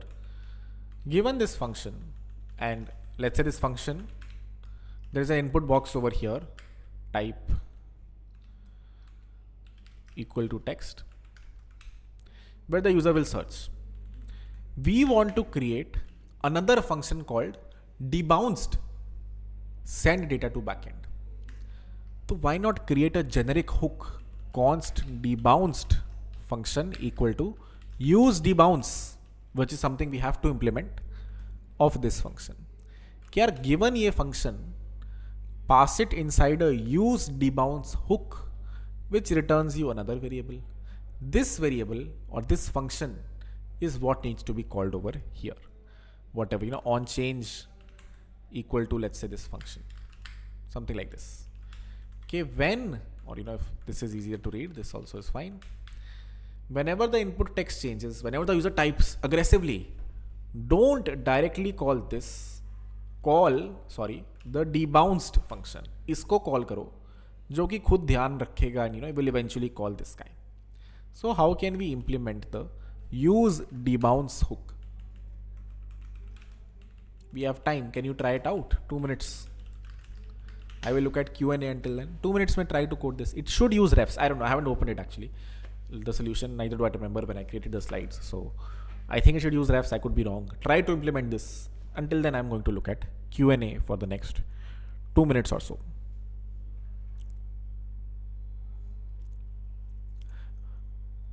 Why does it return first? Is that the case? Oh, sorry. Why does it return first? Is that the case for hooks or applies to?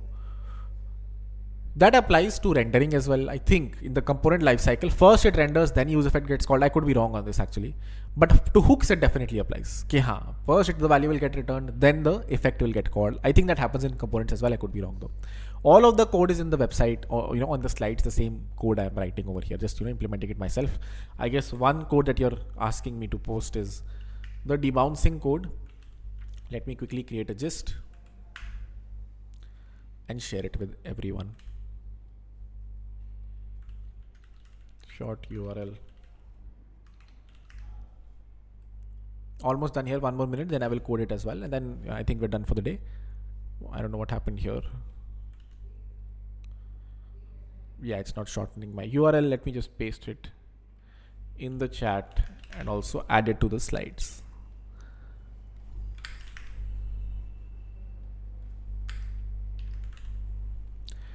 All right, time to code it. Oh, let me see. Accelerator of when? Soon. Pretty soon, actually.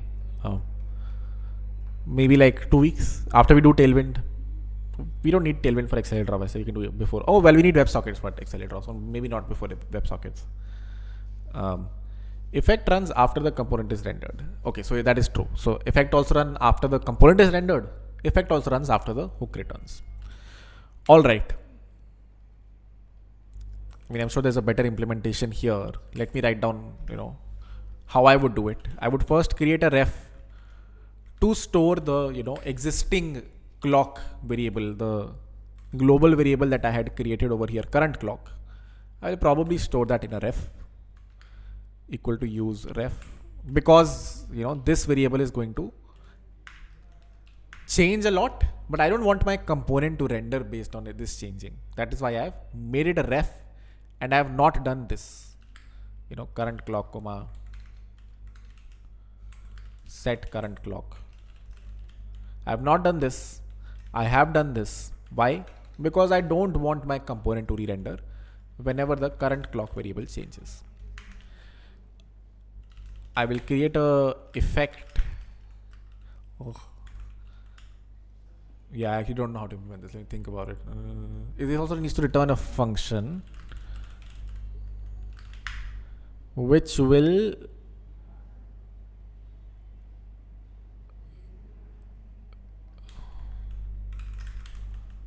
or whatever, let's say const fn equal to, I can write, let me write a very quick hacky way, but let's just look at the official whatever solution here as well in the slides. That might be a little bit cleaner. Fn something like this, right? Current clock clear interval current clock dot current, and then set in clear timeout, and then current clock dot current equal to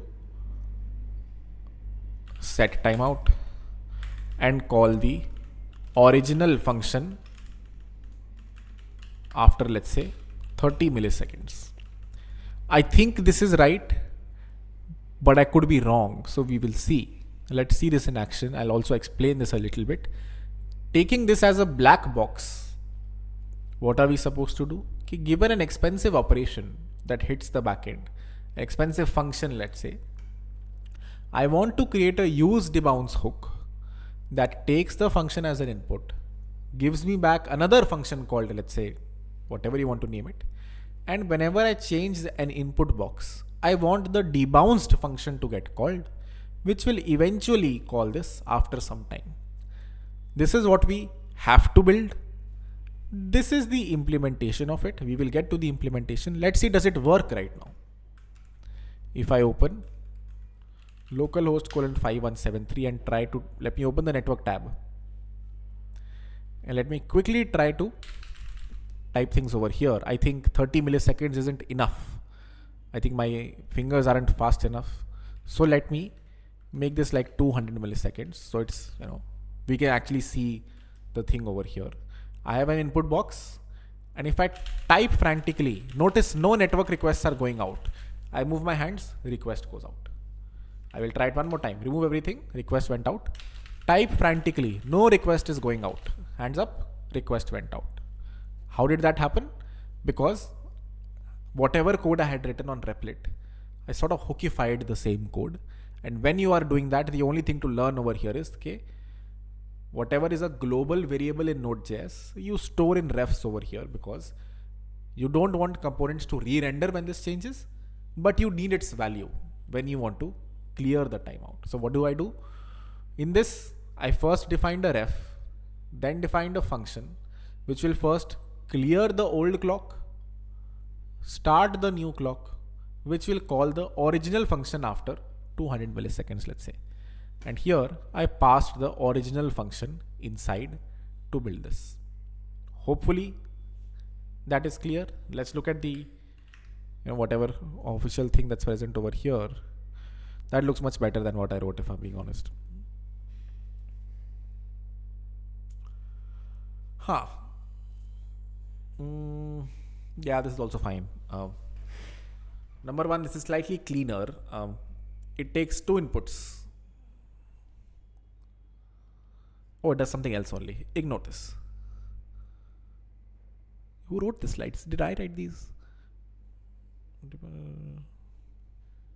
Oh yeah. This is a different thing. This is also a use case. Let me take you through it. This function will basically, this use debounce hook will do something else. This one, hopefully we understand what it does. But you might, when I was writing this, you might have thought, Ki Harkirat, why have you not defined this as a separate function only?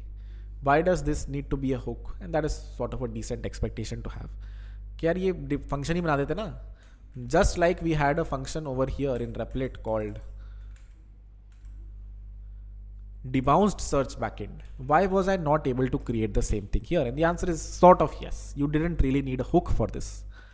The use debounce hook that we see over here is slightly different.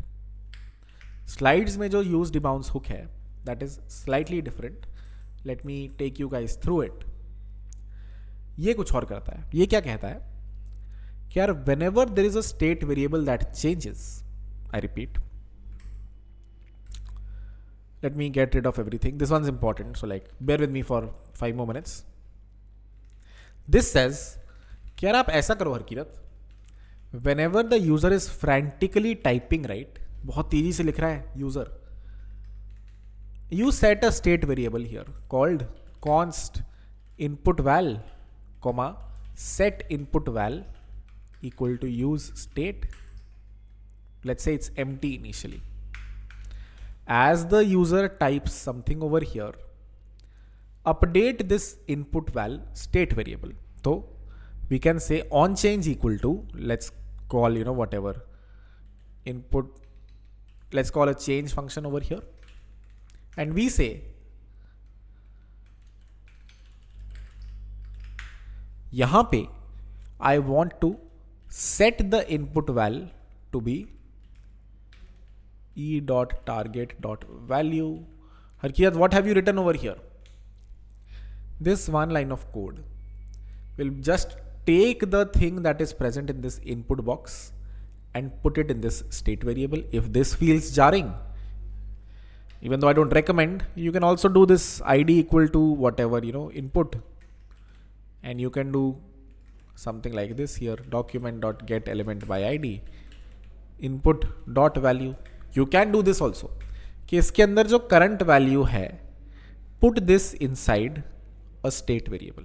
You can do this, or you can say कि ये जो event हुआ है, whatever happened on this on change event, that is what this e variable over here is. E dot target is कौन से target पे ये event हुआ है. This and e dot target are the same thing, where e comes as an input here.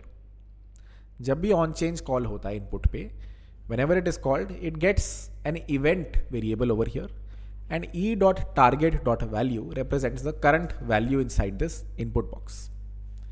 You set this in the state variable. अब आपको क्या करना है? What you might do is कि whenever the input val changes, I will do my expensive operation. You might be tempted to do this. कि I will do the fetch जब भी ये value change होगी. But what you should do is use the debounced value, which comes from the use debounce hook.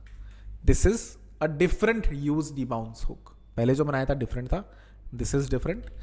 This one takes a value as an input and updates this value after some time. अगर ये input val बहुत तेजी से change हो रहा है, right? If this changes very quickly, this value will be debounced to eventually arrive at this guy. ये एकदम से update नहीं हो जाएगा. Use debounce hook will make sure कि यार ठीक है यार, let this value change quickly, and then when it stops changing for 30 milliseconds is when I will update this value. That is what use debounce, the implementation in the slides, is supposed to do. Then you can just use this value in the use effect कि यार जब debounced value change होगी, when this value changes is when you should do the expensive operation. Don't do the expensive operation when the original value changes. Do the expensive operation when the debounced value changes. Question is, how does this work under the hood? Use debounce काम कैसे करता है? Let's look at the implementation. What have we done in the slides? We say कि यार कुछ value आएगी. Let's create a state variable, initialize it to the value, and then whenever the value changes, ignore delay for now. यहाँ पे भी and यहाँ पे भी ignore delay. It says here, whenever the value changes, start a new clock and stop the old clock. If you remember this cleanup function, this runs when these dependencies change. First time when the control reaches here, सिर्फ ये call होगा. The clock will be created. Then if the value changes, first the existing clock will be stopped. Then the next clock will be created. If the value changes again, then the existing clock will be stopped. A new clock will be created. That will keep on happening. Eventually, the last clock standing will update the value to the current value of the input variable. That is how the use debounce hook works. And this one's even more generic. ये delay भी input ले लेता है कि यार how many seconds should I wait? 20 milliseconds or 200 milliseconds? Give me that as an input. Let's see, does it do what it's supposed to do? Copy this, go over here, paste the use debounce hook over here, and यहाँ पे I've used it. I've also said कि जब debounced value change होगी तब expensive operation करना. So let me do console.log expensive operation. Cool. Let's see, does that work or not? If I open this website, open the network tab, or sorry, whatever, console, एक बार तो expensive operation हुआ. The first time it mounted, this happened. Now let me type frantically. It is still happening. Debounced value equal to use debounce. Debounce value is being used over here.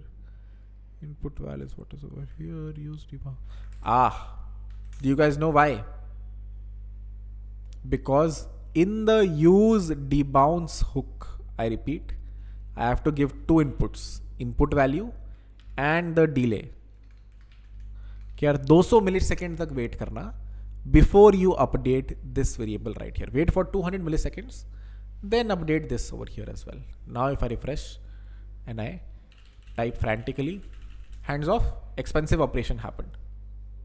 Again, let me start typing, hands off, expensive operation happened. Start typing, hands off, expensive operation happened. So this use debounce was, different implementation. It takes a state variable as an input and some timeout as an input, and debounces this final value to eventually arrive at this input value if this input value is changing very frantically. Do we understand both the implementations of use debounce? Either way, we will have to call it is 10. I'm sure इसके बाद तो कुछ जाएगा नहीं दिमाग में. But to recap today, while the poll is being made, today we were supposed to understand custom hooks. Many of these you write yourself. Usually some of these you use. There are libraries like usehooks.com जहाँ पे logic लिखा हुआ है. You don't have to write it yourself. It's good to know how to write it. You will be asked in interviews. But you can always use a library like this that has exposed these rather than writing it yourself. We understood use fetch with refetching, use prev, and use debounce. This is the only one that is left. You should go through it. It's not too difficult to understand. Neither there's a cohort 2 video where we discuss this. Happy to post it. And then these are the assignments for today. Read about SWR and React query. Use prev is not correct, the implementation that we have seen over here, even though it's the popularly given approach in interviews. This is the better approach. And then This is the better use brief basically. This just comes from here. Actually, there's nothing over here, but you'll find it over here. You should also explore this, which has a bunch of these hooks already created for you. Cool.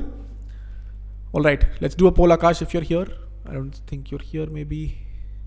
Did we understand debounce, use debounce? Polls. Oh, it started.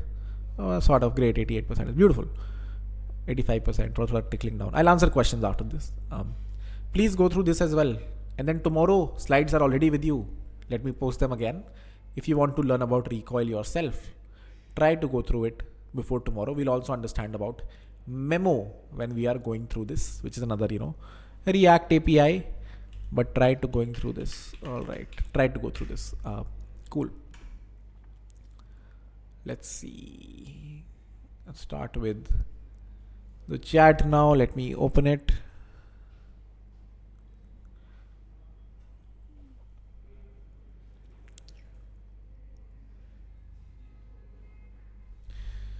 Post lecture soon. Trying my best. Hopefully by 1. Hopefully that's too much of a commitment actually. Maybe 3.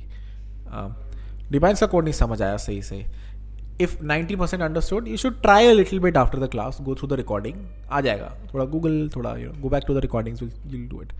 MongoDB relations, Akash, make note. Please, we'll do it tomorrow. And if it is part of cohort 2, then let's just post that recording as soon as possible. Notion doc.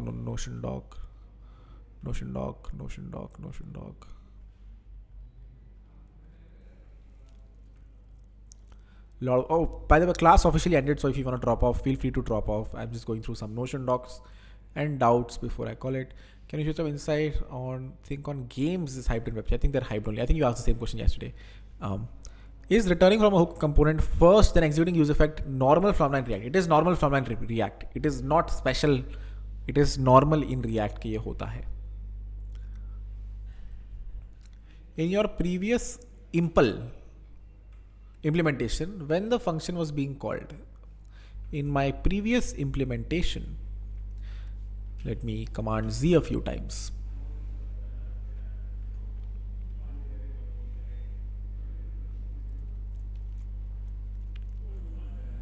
This implementation, the function was being returned from here, the bounced function, and it was being called whenever the input value changed. So this function, the bouncing function, was being called over here, which under the hood would call the original function after 200 milliseconds. So this is where the original function is called.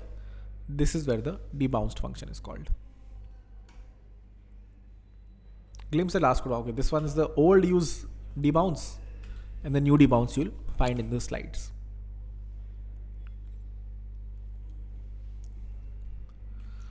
Okay, Notion doc.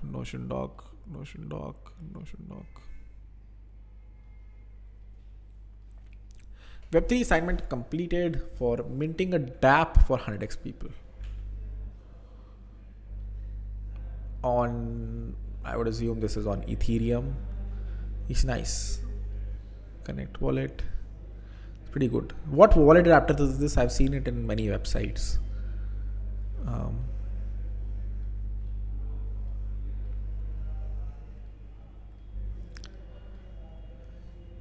It's pretty good. This is a nice thing to do for everyone before the next class, because the next class will be interacting with some Ethereum smart contracts. That's exactly what this guy is doing over here. All right. I made an indie hacker starter.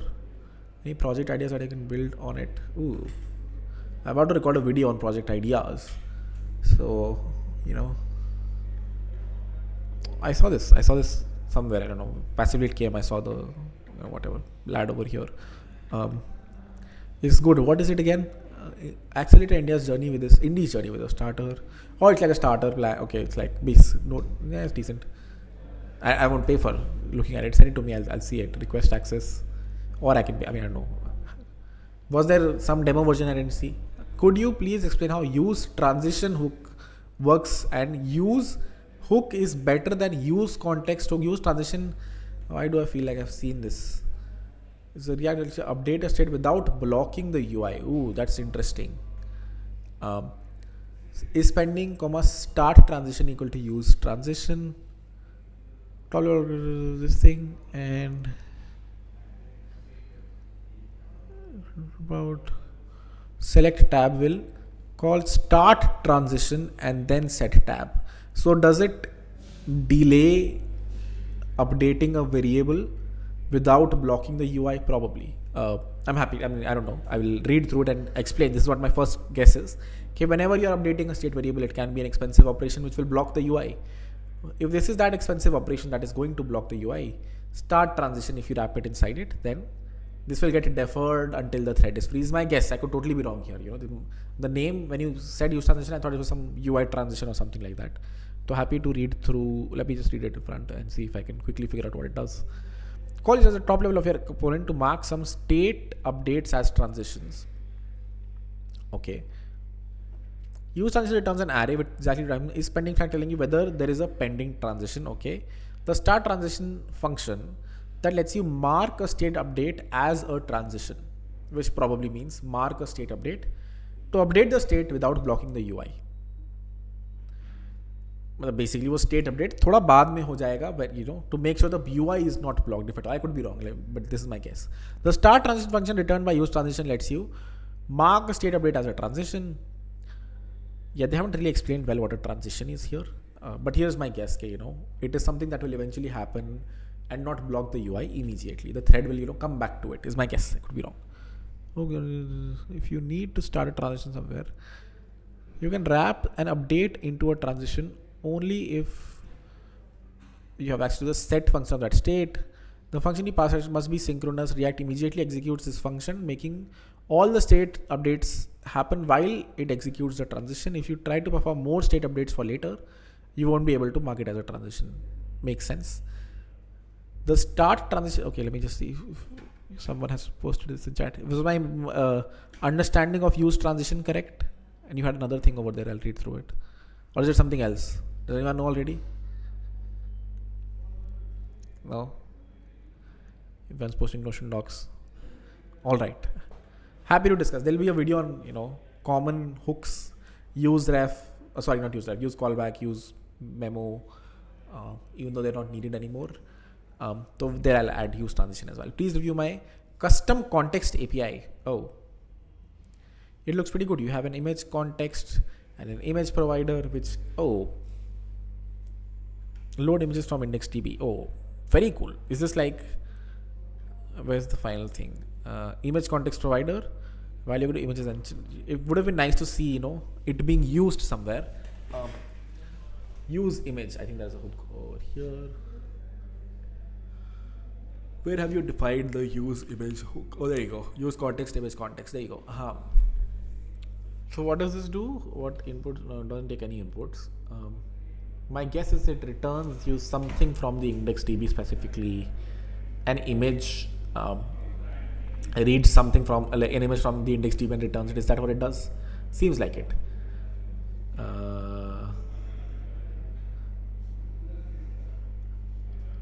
I would assume this converts it into base, like the image into base 64, that you can eventually get image. This probably checks, you know, is it already being fetched? Index. Oh, it doesn't like lazily load images into the IndexedDB. Sounds like that. This is the API endpoint that actually gets the image, but you're also persisting the images into, you know, IndexedDB somewhere. Where is that though? Set images happens here. Is there an effect that runs? There is an effect that runs whenever images changes to, you know, yeah, I get what it does. I built something similar in the past.